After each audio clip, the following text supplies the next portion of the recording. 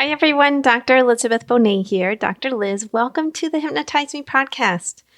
Before we jump in, please note that the podcast is not mental health treatment, nor should it replace mental health treatment. If you need psychotherapy or hypnotherapy, please seek treatment from a trained professional. I do hypnosis all over the world, so please feel free to contact me through my website, drlizhypnosis.com, DRLIZ hypnosis.com.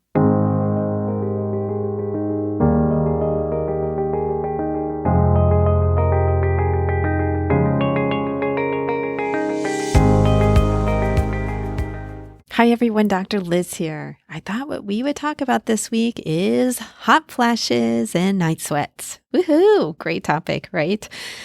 Actually, I am 51. Plenty of my friends are going through hot flashes and night sweats. Most of my listeners on the podcast are actually women in that 35 to 54 age range. And we know that hot flashes and night sweats actually happen several times during a woman's life. I mean, for sure they happen during pregnancy, right? But they also happen during perimenopausal, menopausal, postmenopausal, and often during breast cancer treatment as well. So let's talk about them, right? They are uncomfortable for sure. Oh my gosh. So let's talk about what to do about them and whether hypnosis is effective. All right. Typically, they use estrogen and progesterone to manage hot flashes and night sweats, but not all women can take estrogen or progesterone, and there's also sometimes risks that go with them. So this episode is definitely if you're looking for a more natural solution. This article is called Clinical Hypnosis in the Treatment of Postmenopausal Hot Flashes, a randomized controlled trial. And it was done by Gary Elkins, who's very, very well known in the field, William Fisher, Aimee Johnson, Janet Carpenter, and Timothy Keith. There's someone with two first names, right? Timothy Keith. It was published in March 2013. And I always put the links to the references in the show notes in case you don't know that. So you can always check that. And they go on my website automatically as well. So this was a randomized, single-blind, controlled clinical trial involving 187 postmenopausal women reporting a minimum of 7 hot flashes per day, or at least 50 hot flashes a week. Woof, that is a lot. I feel like cursing right here, but then I have to mark the episode as explicit. Maybe I should, right? Because yeah, that's a lot. I can't imagine having that many per day. Geez. Okay. Now that my shock has worn off, eligible participants received 5 weekly sessions of either clinical hypnosis or what they call a structured attention control, which is basically the control group, right? Now, what they measured was hot flash frequency, and it says subjectively and physiologically recorded. So I don't know if they wore like recording stuff. It doesn't really say here around with them. And then hot flash score was assessed by daily diaries on weeks 2 to 6 and week 12. And they also looked at measures of how much it interfered with their daily stuff, sleep quality, and treatment satisfaction. Because why not throw some stuff in, right? Some extra questionnaires. As long as you're doing a study, let's throw in some extra questionnaires there. Okay, so after hypnosis, it showed a mean reduction, that's the average reduction, a 74.16% hot flashes. 74% hot flashes. Reduction of 74% in the hypnosis group and only 17% in the control group, meaning people who didn't get hypnosis. So that was significant at the 0.001 level. That's super significant. The mean reduction in hot flash score was 80% for the clinical hypnosis group as compared to 15% for controls, also significant. And then at 12-week follow-up, so did they hold on to these results? The mean reduction in the physiologically monitored hot flashes, that's the one I don't know how they monitored them, but they did, was still 56% for hypnosis and only about 10% for controls, 9.94%.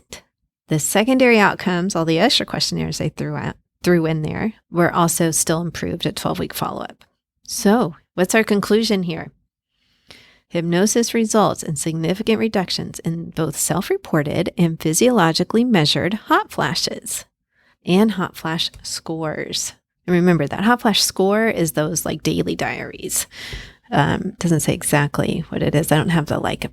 So you've got this hot flash score in the daily diaries. You've got hot flash frequency, both subjectively, meaning like they wrote them down, and physiologically recorded, meaning they measured them somehow.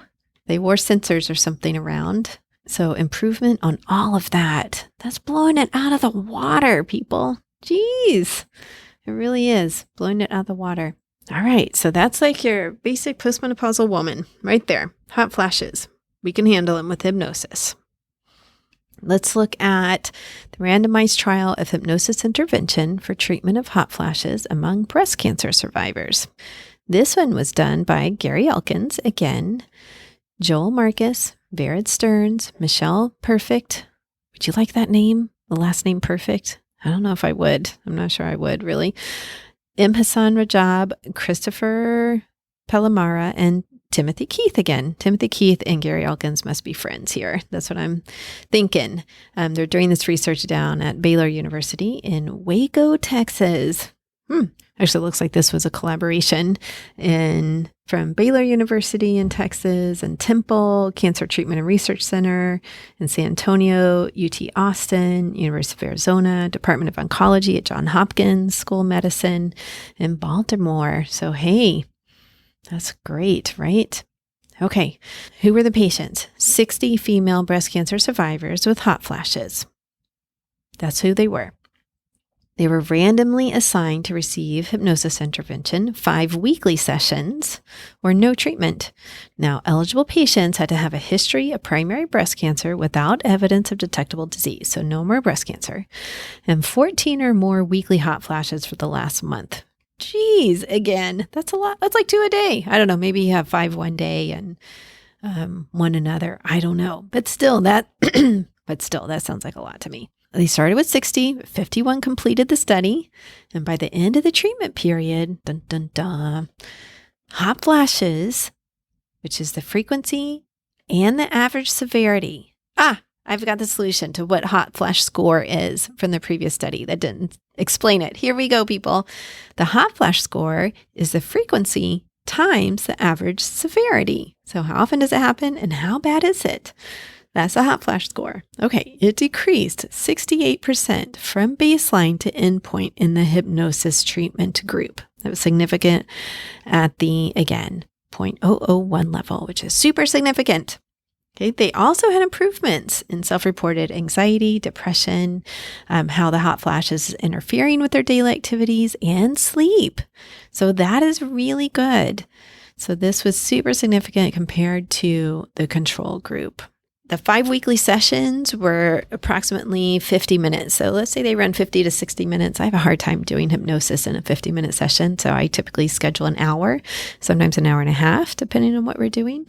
Sometimes that's 2 hours, depending if we're going really deep. But let's say it's a basic hypnosis here where we're doing it just to decrease hot flashes. Then I would typically schedule an hour. But these were like 5 weeks. So if someone would say to you, hey, you can like decrease those hot flashes that you're having all day, apparently, to, something that's a little more manageable. We're not going to take them away completely, but we're going to drop them from like 7 a day down to like, what's a 70% increase? Anybody want to do that math really quick? So I have my calculator up here. Down to like 1 or 2 a day, right? 7 a day down to 1 or 2 a day. Without medication, nothing that you have to pay for or take for the rest of your life, okay? We're just going to do 5 sessions. I mean, obviously, they probably didn't have to pay for these, but maybe someone coming in privately would. You're going to do 5 sessions once a week, and you're going to reduce those hot flashes down to something that's much more manageable. And by the way, your depression, anxiety, and sleep are all going to improve. I think that's fantastic. Like, who would not jump on that, honestly? And by the way, I can do this stuff through Zoom, on the phone, in person. Doesn't really matter. This is fantastic. So I'm looking through here to see if the control group had any decrease as well. I'm just scrolling through. Not really. Control group really didn't, which means it was all like hypnosis. Jeez, huh? Blowing it out of the water.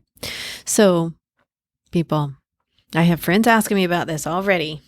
Talking to my friend the other day, my best friend Jill in Seattle, and she was saying, oh my God, the hot flashes. And I was like, Jill, there's some kind of hypnosis protocol. I'm going to get a hold of it for you. And that's why I did this episode. Let's nip this in the bud.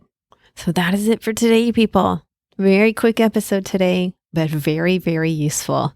If you or someone in your life struggling with hot flashes that are off the scale, look for a hypnotherapist. Look for someone doing hypnosis for them. And if you want to work with me, go over to my website, drlizhypnosis.com, schedule that free consultation, and I'll hook you up, man. I think this is fantastic. I would love to help people with hot flashes. All right, before we end here, I'm just going to say it was the 1-year anniversary of George Floyd's death earlier this week on Tuesday. This is going to air on a Friday.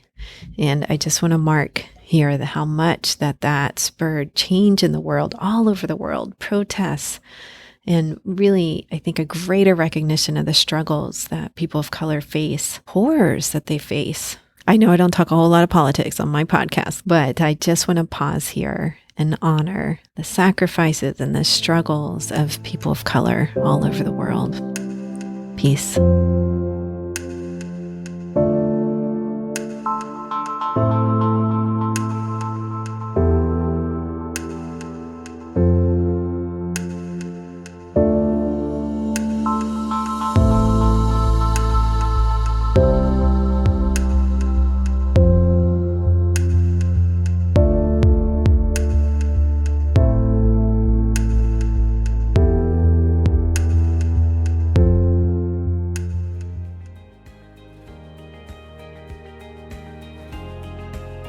I hope you truly enjoyed today's episode. Remember that you can get free hypnosis downloads over at my website, drlizhypnosis.com, DRLIZ hypnosis.com. I work all over the world doing hypnosis, so if you're interested in working with me, please schedule a free consultation over at my website, and we'll see what your goals are and if I can be of service to you in helping you reach them. Finally, if you liked today's episode, please subscribe to the podcast or tell a friend. That way, more and more people learn about the power of hypnosis. All right, everyone, have a wonderful week. Peace.